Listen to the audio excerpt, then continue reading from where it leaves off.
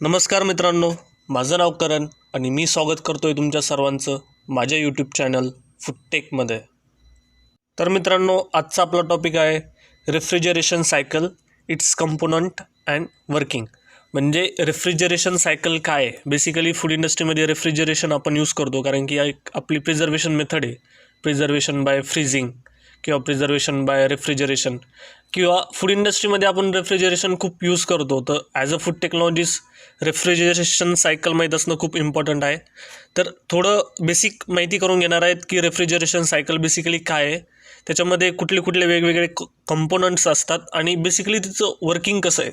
म्हणजे जी आपली रेफ्रिजरेशन सायकल आहे ती बेसिकली कसं वर्क करते ते आज आपण आपल्या टॉपिकमध्ये बघणार आहोत मित्रांनो. तर चला तर मग बघूया की रेफ्रिजरेशन सायकल बेसिकली काय आहे. तर सर्वात पहिले बघूया रेफ्रिजरेशन सायकल म्हणजे काय आहे.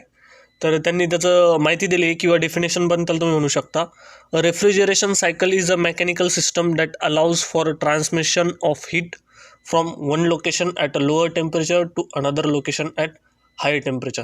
म्हणजे बेसिकली साध्या सिम्पल भाषेमध्ये रेफ्रिजरेशन सायकल एक अशी मेकॅनिकल सिस्टम आहे जी अलाव करते आपल्याला हीट ट्रान्सफरसाठी. तर हीट ट्रान्सफर कसं, तर लो टेम्परेचर एका जागेपासून तर हाय टेम्परेचर एका जागेपर्यंत. म्हणजे रेफ्रिजरेशन सायकल एक अशी मेकॅनिकल सिस्टम आहे ज्याच्यामध्ये आपण हीट ट्रान्सफर करू शकतो.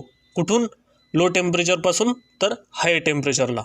म्हणजे अशी मेकॅनिकल सिस्टम ज्याच्यामध्ये आपण हीट ट्रान्सफर करू शकतो from lower temperature to higher temperature is nothing else than refrigeration cycle. म्हणजे रेफ्रिजरेशन सायकल आपण त्याला म्हणतो.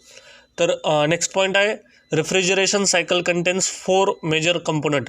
म्हणजे जी आपली रेफ्रिजरेशन सायकल आहे त्याच्यामध्ये बेसिकली 4 मेजर कंपोनंट्स आहेत. ते कुठले कुठले आहेत? तर पहिला आहे कंप्रेसर, दुसरा आहे कंडेन्सर, नेक्स्ट आहे एक्सपान्शन डिव्हाइस आणि लास्टवाला आहे इव्हॅपोरेटर.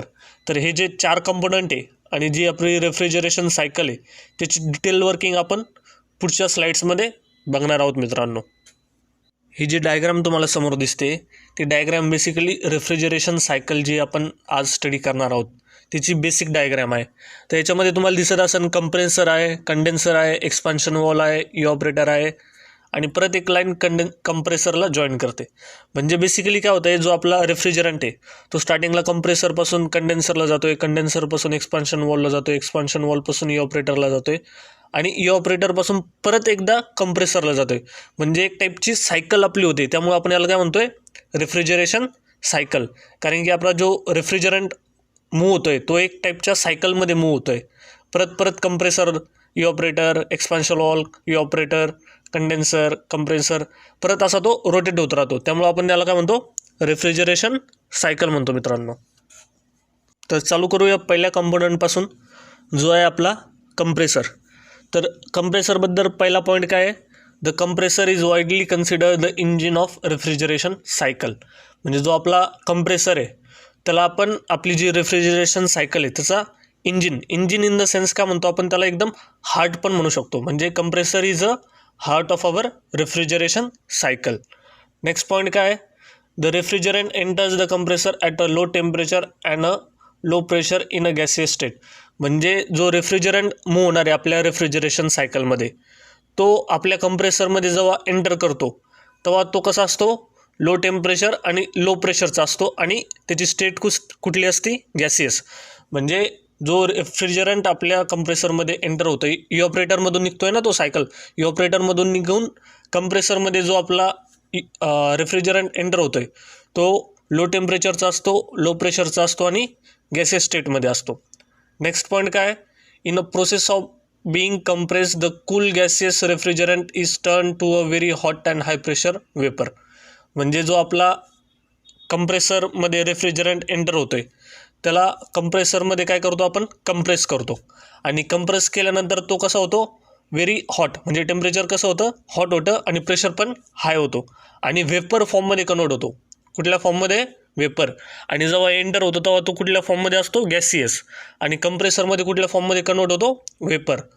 नेक्स्ट पॉईंट काय, since this process require work and electric motor may be use.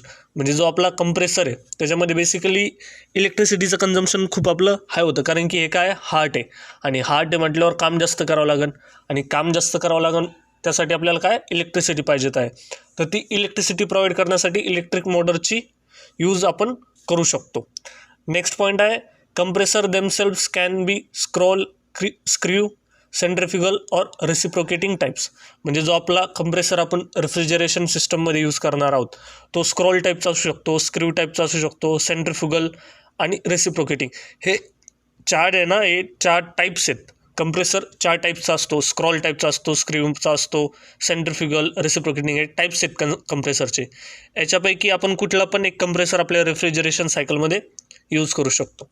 आणि लास्ट पॉईंट काय आहे, after compression the refrigerant moves to the next component in a refrigeration cycle the condenser. तसं तुम्ही diagram जर तुम्ही बघितली असं नीट तर त्यानंतर कंप्रेसर नंतर कुठला आपला कंपोनंट येतो, कंडेन्सर. तर लास्ट पॉईंटमध्ये त्यांनी काय सांगितलं आहे की कंप्रेसरमधून जेव्हा आपला रेफ्रिजरंट मूव्ह होतो तेव्हा तो नेक्स्ट कंपोनंटकडे जातो जो आहे कंडेन्सर. नेक्स्ट आपला कंपोनंट आहे कंडेन्सर. पहिले तर कंप्रेसरमधून रेफ्रिजरंट आला आहे आणि त्यांनी ट्रान्सफर केला आहे कंडेन्सरकर. तर आता कंडेन्सर म्हणजे काय आणि त्याचं वर्किंग काय ते आपण बघणार आहोत. तर पहिला पॉईंट आहे condenser is essentially a heat exchanger. म्हणजे कंडेन्सर एका टाईपचा काय आहे, is one type of heat exchanger. म्हणजे कंडेन्सर एका टाईपचा हीट एक्सचेंजर आहे. नेक्स्ट पॉईंट काय, a condenser's job is to cool the refrigerant so that it turns from gaseous into a liquid. म्हणजे कंडेन्सरचा मेन रोल काय आहे, तर जो आपला रेफ्रिजरंट कॉम्प्रेसरमधून येतो आहे त्याचं टेम्परेचर काय करणं, कमी करणं, म्हणजे त्याला कूल करणं. आणि तो जो गॅसेस फॉर्ममध्ये, जो वेपर फॉर्ममध्ये, त्याला लिक्विड फॉर्ममध्ये कन्वर्ट करणं. नेक्स्ट पॉईंट काय आहे, heat is transfer from refrigerant to the flow of water. म्हणजे बेसिकली कंडेन्सरमध्ये आपण काय यूज करतो आहे, वॉटर किंवा जे वॉटर कूल्ड कंडेन्सर आहे त्याच्यामध्ये वॉटर यूज करतो. जो एअर कूल्ड कंडेन्सर आहे त्याच्यामध्ये कोल्ड एअर यूज करतो. जे वॉटर कूल्ड कंडेन्सर आहे त्याच्यामध्ये काय होतं की जी वॉटर आणि जो हॉट गॅस आहे तुमचा कंप्रेसरकडनं आलेला, तर त्या दोघांमध्ये हीट ट्रान्सफर होते.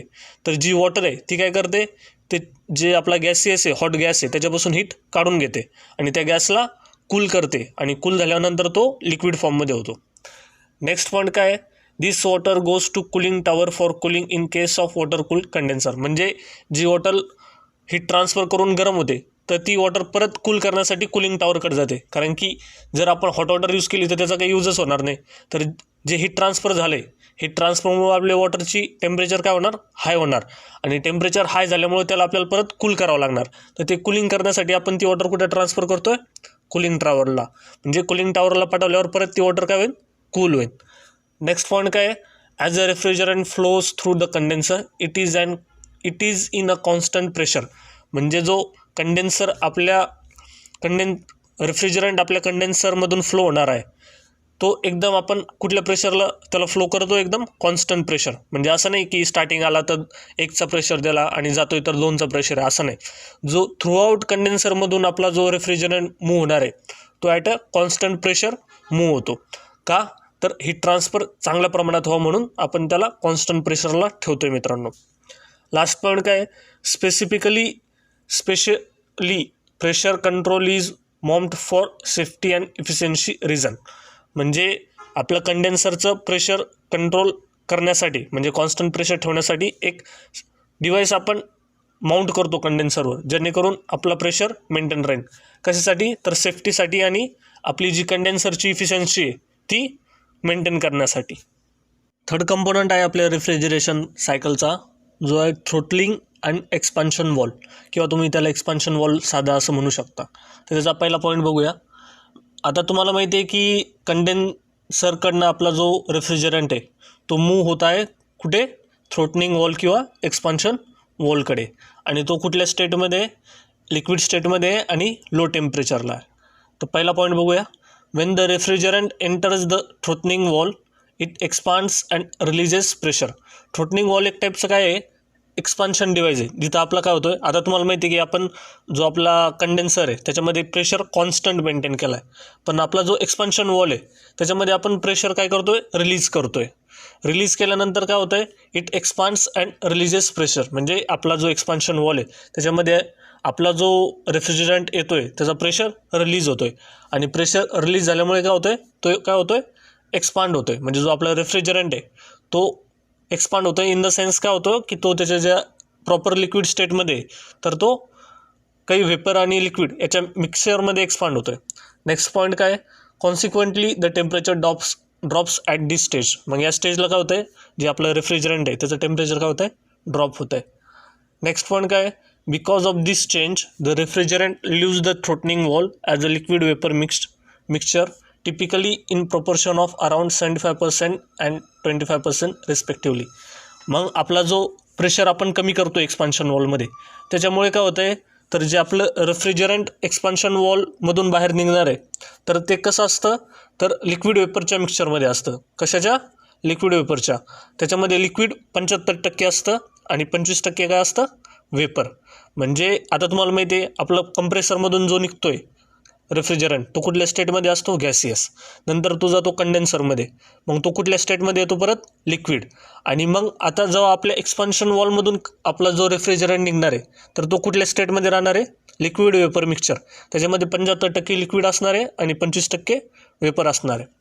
नेक्स्ट पॉईंट काय, throttling valve plays 2 crucial role in refrigeration cycle. म्हणजे जो आपला थ्रोटनिंग वॉल आहे किंवा एक्सपान्शन वॉल आहे तर तो बेसिकली 2 मेन फंक्शन रोल्स करतो आपल्या रेफ्रिजरेशन सायकलमध्ये. तर पहिला कुठला आहे, first they maintain the pressure difference between low and high pressure side. म्हणजे जे आपले 2 प्रेशर साईड आहे, एक लो आहे आणि एक हाय आहे, तर त्या दोन्हीच्या बिटवीन डिफरन्शिएट मेंटेन करण्यासाठी थ्रोटनिंग वॉल मदत करतो. नेक्स्ट पॉईंट काय, they control the amount of liquid refrigerant entering the evaporator. म्हणजे आपल्या इव्हॅपोरेटरमध्ये लिक्विड रेफ्रिजरंट किती मूव्ह झाला पाहिजे ते पण आपला एक्सपान्शन वॉल आपल्याला हेल्प करतो. कारण की जर पूर्णच लिक्विड फॉर्ममध्ये जर इव्हॅपोरेटरमध्ये आपला रेफ्रिजरंट मूव्ह झाला तर तो प्रॉपर टाईपचं रेफ्रिजरेशन करू शकणार नाही. त्याकरता त्या रेफ्रिजरंटला आपल्याला काय करावं लागतं, मिक्स फॉर्ममध्ये इव्हॅपोरेटरमध्ये पाठवावं लागतं. आणि ते काम कोण करतं, एक्सपान्शन वॉल. तुम्हाला इथं दिसत असेल एक्सपान्शन वॉल काय करतो, प्रेशर रिलीज करतो. त्यामुळं काय होतं, आपला जो रेफ्रिजरंट आहे तो मिक्स फॉर्ममध्ये जातो लिक्विड वेपरच्या. तर तोच सेकंड पॉईंट त्यांनी सांगितला आहे, they control the amount of liquid refrigerant entering the evaporator. तर चालू करूया लास्ट कंपोनंटला, जो आहे इव्हॅपोरेटर. तर इव्हॅपोरेटर आता तुम्हाला माहिती आहे थ्रोटनिंग वॉलकडनं आपल्याकडे रेफ्रिजरंट आला आहे आणि तो मिक्स फॉर्ममध्ये कुठल्या, लिक्विड आणि वेपर. लिक्विड 75% आहे आणि वेपर 25% आहे. तर आता इव्हॅपोरेटरचा पहिला पॉईंट बघूया.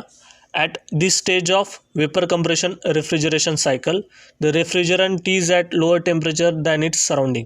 म्हणजे जो आपला इव्हॅपोरेटर आहे त्याच्या अवतीभोवतीचं जे टेम्परेचर आहे ते हाय आहे आणि जो आपला रेफ्रिजरंट आहे त्याचं टेम्परेचर काय आहे, लो आहे. म्हणजे सराउंडिंगच्या टेम्परेचरपेक्षा आपल्या रेफ्रिजरंटचं टेम्परेचर काय आहे, लो आहे. नेक्स्ट पॉईंट काय, therefore it evaporates and absorbs the latent heat of vaporization. म्हणजे सराउंडिंगचं टेम्परेचर हाय असल्यामुळे काय करतो, आपला जो 75% लिक्विड रेफ्रिजरंट आहे तो काय करतो, सराउंडिंगची हीट ॲब्झॉर्ब करतो. आणि लिक्विड फॉर्ममध्ये त्यानं हीट ॲब्झॉर्ब केल्यामुळे तो काय होतो, वेपर फॉर्ममध्ये कन्वर्ट होतो. म्हणजे तो बॉईल होतो, त्याची हीट वाढते, त्यामुळे तो काय होतो, इव्हॅपोरेट होतो. म्हणजे आपला रेफ्रिजरंट वेपर फॉर्ममध्ये कन्वर्ट होतो आणि जी सराउंडिंग आहे त्याची हीट ॲब्झॉर्ब करून वेपर फॉर्ममध्ये कन्वर्ट होतो. हे ध्यानात ठेवा, आपल्या सराउंडिंगची हीट ॲब्झॉर्ब केल्यामुळे जो लिक्विड रेफ्रिजरंट आहे तो वेपर फॉर्ममध्ये कन्वर्ट होतो. आणि लास्ट पॉईंट काय, heat extraction from the refrigerant happens at a low pressure and at a low temperature. म्हणजे जेव्हा काही हे हीट ट्रान्सफर होत असतं आपल्या सराउंडिंगचं आणि रेफ्रिजरंटमध्ये, तेव्हा टेम्परेचर पण लो असतं आणि प्रेशर पण लो असतो. आणि हा जो गॅसियस फॉर्म आहे तुम्हाला माहिती आहे, आता आपला जो रेफ्रिजरंट आहे तो गॅस फॉर्ममध्ये कन्वर्ट झाला आणि तो कुठला आहे, लो प्रेशरला आहे आणि लो टेम्परेचरचा आहे. लो टेम्परेचर, लो प्रेशर आणि गॅसियस स्टेटचा जो रेफ्रिजरंट आहे तो परत कुठं जातो तुम्हाला माहिती आहे, परत तो जातो कंप्रेसरकडे. कंप्रेसर परत त्याला प्रेशर करतो, हाय प्रेशर हाय टेम्परेचर गॅसला परत कुठं आपण पाठवतो, कंडेन्सरकडे. कंडेन्सर काय करतो, त्याला कूल करतो आणि लिक्विड फॉर्ममध्ये कन्वर्ट करतो. लिक्विड फॉर्म परत कुठं जातो, एक्सपान्शन वॉलकडे. एक्सपान्शन वॉलमध्ये काय होतं, त्याचा प्रेशर कमी होतो, त्याच्यामुळे काय होतं, आपला रेफ्रिजरंट जो आहे तो मिक्स फॉर्ममध्ये कन्वर्ट होतो. Mix form in the sense liquid आणि वेपर फॉर्ममध्ये. परत जो हा लिक्विड आणि वेपर फॉर्मचा मिक्स रेफ्रिजरंट आहे तो परत आपण कुठं पाठवतो, इव्हॅपोरेटरकडे. इव्हॅपोरेटर परत काय करतो, त्याला सराउंडिंगची हीट ॲब्झॉर्ब करून परत आपला जो रेफ्रिजरंट आहे तो गॅस फॉर्ममध्ये कन्वर्ट होतो आणि परत तो जातो कंप्रेसरकडे. तर ही जी सायकल आहे मित्रांनो, ही कंटिन्युअस मूव्ह होत राहते. त्यामुळे आपण याला काय म्हणतो, रेफ्रिजरेशन सायकल असं आपण या सायकलला म्हणतो मित्रांनो. तर होप सो मित्रांनो तुम्हाला रेफ्रिजरेशन सायकल कळलेली असेल. जर हा व्हिडिओ तुम्हाला आवडला असेल तर तुमच्या मित्रांना शेअर करा, व्हिडिओला लाईक करा, चॅनलला सबस्क्राईब करा आणि भेटूया अजून एका नव्या व्हिडिओसोबत. तोपर्यंत करण मोगल सायनिंग ऑफ. जय हिंद, जय महाराष्ट्र.